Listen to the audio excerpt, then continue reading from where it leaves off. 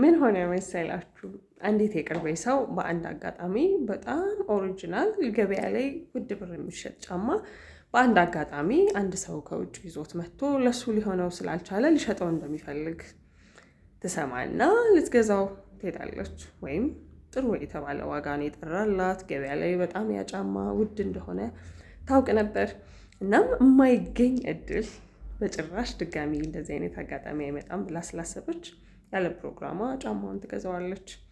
እንዳየችው ጫማው በጣም ነው የሚያምረው። ብራንዱ በጣም እጅግ ዘመናዊ ነው። ብዙ ታላላቅና ባለሀብት ሰዎች የሚጠቀሙት ነው።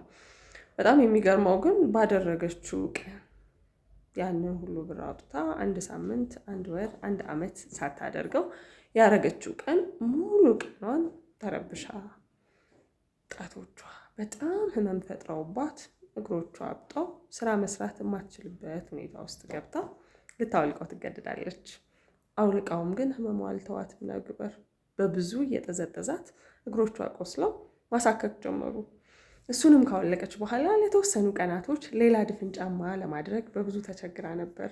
ስለዚህ ለተወሰኑ ቀናቶች ህመሟ እስኪያገግም ቆስሏ እስኪሽር ሸበጥ ወይንም ነጠላ ጫማ አድርጋ ቀናቶቿን አሳልፋ ነበር። አይዞሽ ተሻለሽ፣ እንዴት ሆንሽ የሚሏት ወዳጆቿ በስተው ነበር።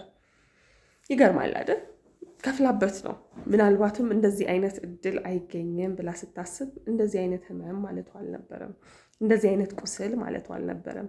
በጣም የሚያምር ውድ ጫማ እንደዚህ አይነት ብራንድ በዚህ ዋጋ ላገኝ አልችልም ብላ አስባ ነበር።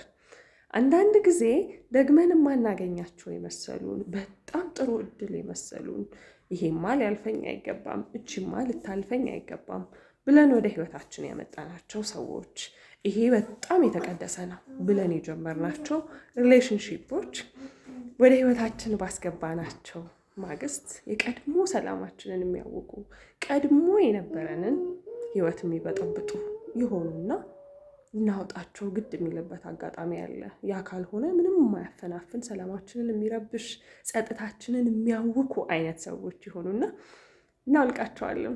ግድ ስለሆነ ከህይወታችን እናስወጣቸዋለን። በጣም የሚያስጠላው ፓርት ግን ከህይወታችን አስወጥተናቸውም ያንን ነገር አቁመነውም ህመሙ ለተወሰኑ ቀናቶች አብሮን ይቀጥላል። ምክንያቱም እግራችን ላይ ጥሎት የሚተወው ምልክት አለ አይደል? አንድ ጫማ በጣም ጠቦን አሳምሞ ገዝተነው አይገርምም? ከፍለንበት ብዙ ግንኙነቶች ብዙ ዋጋ ተከፍሎላቸው ብዙ ቤተሰብ ተትቶላቸው ብዙ ስራ ብዙ የግል ህይወት መስዋዕት ተደርጎላቸው መጨረሻቸው ህመም፣ መጨረሻቸው ሰላም ማጣት ይሆናል። አያችሁ፣ ብራንዱ ቆንጆ ብቻ ስለሆነ ልክ ያልሆነ ጫማ ተገዝቶ አይደረግም።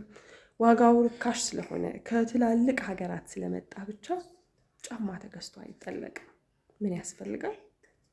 ኳሊቲው፣ ብራንዱ፣ ውበቱ ብቻ ሳይሆን ትክክለኛ ለእኛ እግር የሚሆንና የሚበቃ የሚስማማና የሚመች መሆኑን ማስተዋል ያስፈልጋል። ያ ባልሆነበት ሁኔታ ምን ቢያምር ምን ቢስብ ምን እገሌ እንትን ብራንድ ተጠቃሚ ናት ቢያስብል እገሌ የምታረገው ጫማ እኮ ቢያስብል ህመሙን እንዲያቆም አያደርገውም። እንደዛ መሆኑ ብቻውን ህመም እንዲፈጥርልን እንጂ ህመሙን እንዲያቆምና ምቾት እንዲሰማን አያደርገውም። ያ ማለት ምንድን ነው?